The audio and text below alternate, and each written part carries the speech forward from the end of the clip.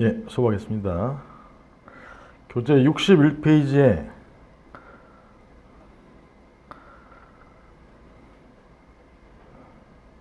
요 박스를 보죠. 사실관계 표.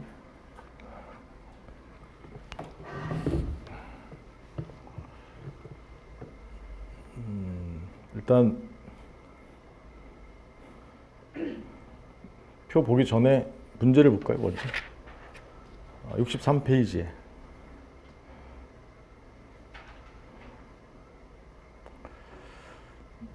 물음 1, 63페이지 물음 1. 항상 문제를 먼저 읽는 거잖아요. 경상북도 행심위 A2의 집행정지 결정에 의할 때, 그러면 이제 A2 가서 행정심판 가서 집행정지 결정이 나왔구나. 갑에 대한 1차 처분의 정지 기간 만료일은 언제까지인가? 물음 1에 대해서 먼저 생각해 보세요. 위에서부터 읽어보세요.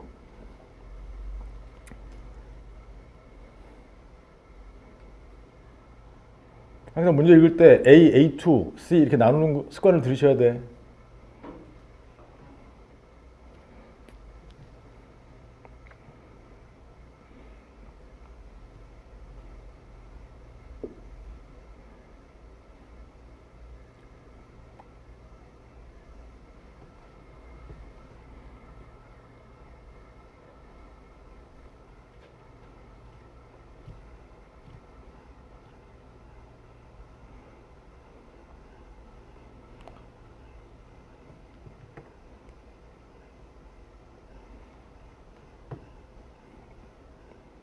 물음 1과 관련된 부분은 A2까지예요, A2까지.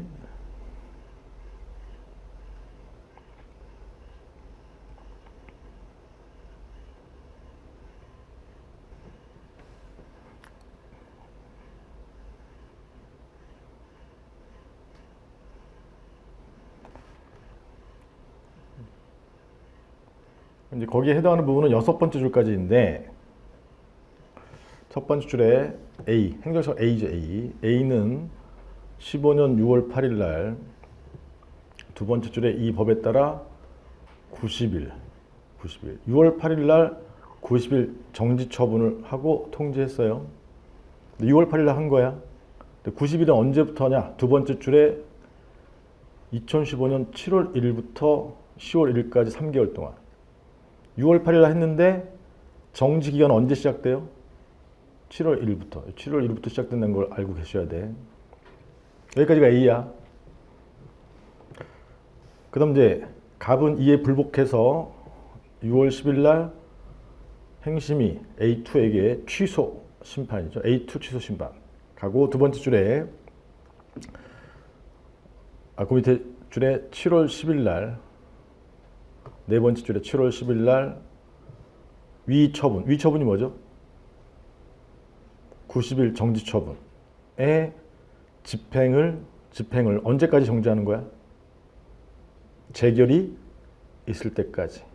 재결이 있을 때까지. 정지한 내용에 이 사건 집행정지 결정을 했다. 7월 10일 날 집행정지한 거예요. 그럼 7월 1일부터 며칠 지났어? 10일 지났죠? 그럼 며칠 남았어? 80일 남았잖아요. 80일. 80일의 기간이 진행되지 않고 정지되는 거야. 여기까지 이해가요? 자, 집행정지 결정의 효력은 형성력과 기속력이 있어요. 소송의 경우에. 소송의 집행정지는 몇 조죠, 혹시? 23조 2항 2야. 형성력은 소송에서 몇 조죠? 29조 2항이지. 29조 2항. 제3자요. 원래 인용 판결이면 형성력은 소급표, 협의의 형성력, 제3자요. 이렇게 있는 거잖아요. 근데 집행정지는 형성력인데 소급표야, 장래효야. 장래효잖아, 장래효. 인용 판결과 다른 점이 소급표가 아니라 장래효. 장래효는 정지 결정의 주문에 쓰여 있으면 그대로. 지금 정지결정에 주문에 뭐라고 쓰여 있어? 재결이 있을 때까지. 그 주문에 쓰여 있지 않으면 재결이 나올 때까지. 그래서 장래연대 지금 재결이 나올 때까지 정지한다 이 말이에요. 근데 심판의 경우에 형성력 조문이 없어요. 조문이 없지만 당연히 인정되는 거야. 소송의 경우에 집행정지 기속력은 몇 조죠? 23조 6항이야. 6항. 30조 1항만 준용하고 있는 거지. 하여튼 23조 6항이 기속력 준용되는 거예요. 기속력은 처분청에 대해서 반원제하는 효력이야. Understand? 이제 심판의 경우에는 기속력 조문 없어요. 이 사안은 요 형성력과 관련되는 거야. 장래를 향해서 언제까지? 재결이 있을 때까지. 그 다음에 협의 형성력이 뭐죠? 발, 변, 소. 그러니까 10일이 지난 90일 정지가 지금 발변소하게 되는데 그거는 뒤에 또 재결의 내용을 봐야 돼. 자, 15년 12월 1일 날 정지 기간은 60일로 감경하는 재결 나온 거예요. 아까 처음에 10일이 지나서 7월 10일 날 집행 정지됐죠. 그래서 80일이 진행하지 않고 있다가 재결이 언제 나왔어? 12월 1일 날 나온 거야. 12월 1일 날 나왔어. 근데 무슨 재결이 나온 거죠? 전부 인용이야? 일부 인용이야? 일부 인용한 거지 90일이 아니라 60일로 바뀐 거잖아요. 일부 인용. 그럼 요거는 재결의 효력이야? 집행정지 효력이 아니라 60일로 변경됐으니까 인용 재결의 효력이죠. 인용 재결의 효력. 인용 재결의 효력 역시 형성력, 기속력이 있는데 조문에 없어요. 형성력은 어떻게 되는 거지? 소급표야, 장래효야? 인용 재결은 인용 판결의 효력하고 똑같은 거야. 소급표야, 소급표. 소급표. 과거로 돌아가서 그 다음에 발변서 중에 얘는 변경이죠. 협의 형성력. 변경됐지? 90일 정지가 며칠 정지로 변경된 거야? 60일 정지로 변경된 거잖아. Understand?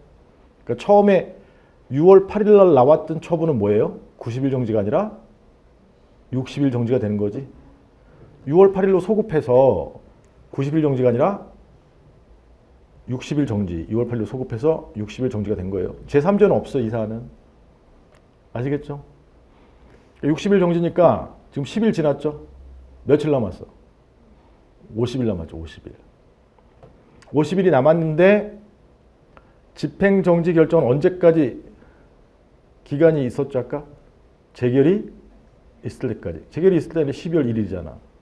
그래서 50일이 지금 진행하지 않고 있다가 12월 1일이 되면 집행정지 결정이 효력을 상실하죠. 그러면 다시 50일 정지가 살아나지. 그때부터 12월 1일부터 50일이 진행되는 거야. 이해가? 처음에 있었던 처분이 60일 정지로 되는 거는 인용 재결, 일부 인용 재결의 형성력이에요. 이해가? 근데 50일이 이제 진행하지 않고 있다가 50일이 진행하지 않고 있는 거는 집행 정지 결정의 효력이지. 근데 집행 정지가 기간이 끝나는 게 언제야? 12월 1일이잖아. 12월 1일부터 다시 정지 60일이 부활해서 50일이 진행하는 거죠. 그럼 아시겠어? 그 내용을 묻고 있는 게 물음 1이야. 물음 1. A2의 물음 1 다시 봐요. A2의 집행정지 결정에 의할 때 갑에 대한 제1처분. 1처분이 아까 90일 정지 처분이었었는데 이게 일부 인용이 나왔고 60일로 바뀌었잖아요. 근데 10일은 이미 지나갔기 때문에 정지기간 만료일은 언제인가? 만료일. 60일 정지의 만료일이 언제냐? 그걸 써봐라 이 얘기예요. 그럼 90일이 60일로 바뀌는 거는 인용 재결의 형성력이죠. 이해가? 그 다음에 로마자 3번은 집행 정지 결정의 효력 기간이죠. 집행 정지 결정의 기간. 로마자 3번 집행 정지 결정의 효력 기간이야. 언제까지야? 12월 1일. 인용 재결이 있을 때까지잖아요. 인용 재결이 있을 때까지니까 12월 1일까지. 12월 1일이 되면 집행정지 결정은 어떻게 되죠? 정지 결정이 이제 소멸하는 거지. 집행정지 결정이 있었다가 12월 1일이 되면 효력기간 다해서 소멸하고, 소멸하면 어떻게 돼? 처분이 부활하는 거지. 처분이 60일 변경된 처분이 부활하는 거잖아. 이해 가시겠어요? 자, 부활했어. 부활했는데 50일 남았었죠. 그럼 12월 1일부터 50일이 지나면 만료하는 거지. 이해가? 12월은 30일이라 치고, 그 다음에 거기다 20일 더하면 한 1월 20일 날 만료하는 거죠. 그럼 아시겠어? 그 내용을 먼저 볼게요.